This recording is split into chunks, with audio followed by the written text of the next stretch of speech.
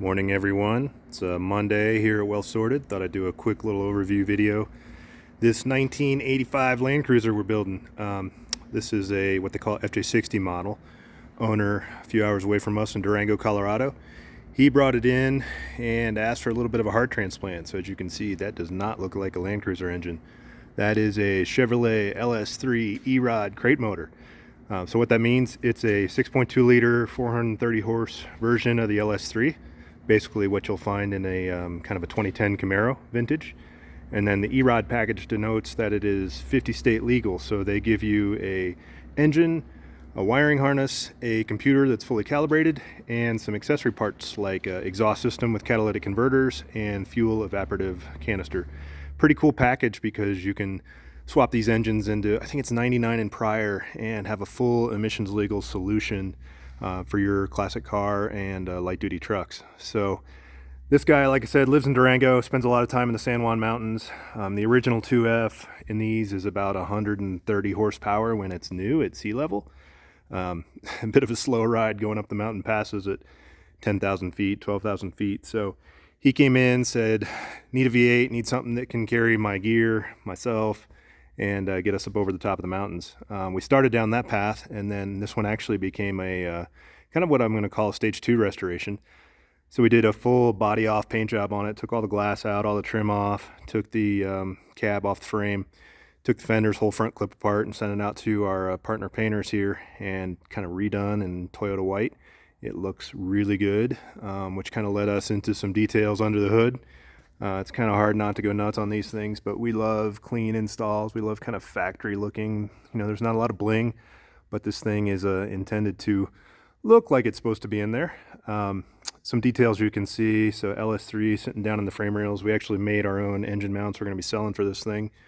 Remounted the factory power distribution center here that GM provides. So that's got all our fuses and relays down in there. The computers back here on the firewall. Kind of got that tucked away in a nice spot. The whole front end, you know, kind of stock GM Corvette accessory drive. We are actually going to be taking that cone filter off and replacing it with the Toyota Airbox. That's just kind of a temporary to get us started up here. But new battery, new stainless steel battery tray. This is a Ron Davis radiator. We love Ron Davis products. They make awesome radiators, super high quality. Comes with radiator, fan shroud, and the 2 fans. So really, really nice product. We've been using their radiators in a lot of our builds for a while now, and stand behind everything they do. The steering setup, again, somewhat temporary here, but Toyota box driven by Corvette LS3 pump. We've got, these are actually the manifolds that come with the engine. So part of the E-Rod packages, you have to use their manifolds and use their catalyst. So pretty slick little setup. We just fired it up on Friday for the first time and then called it a week. It was a good week. So let me see if I can get in there and hit the key for you real quick. You can hear this thing run. Come around here. New tack to replace the Toyota tack with a little more RPM range here. And let's see if things go as planned.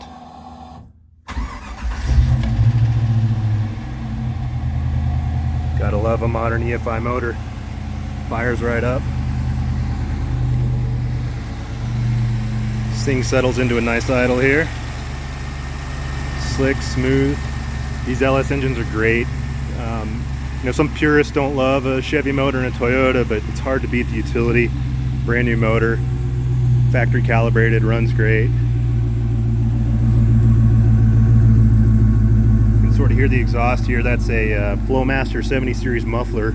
It's a 2-in-1, so we went to 2.5 inch Y pipe into the single muffler with a 3-inch outlet on it. So kind of a nice rumble, but not too loud. Between that and the catalyst, it keeps it reasonable when you're in the cab and driving them. We've used that muffler on a lot of things we've built lately.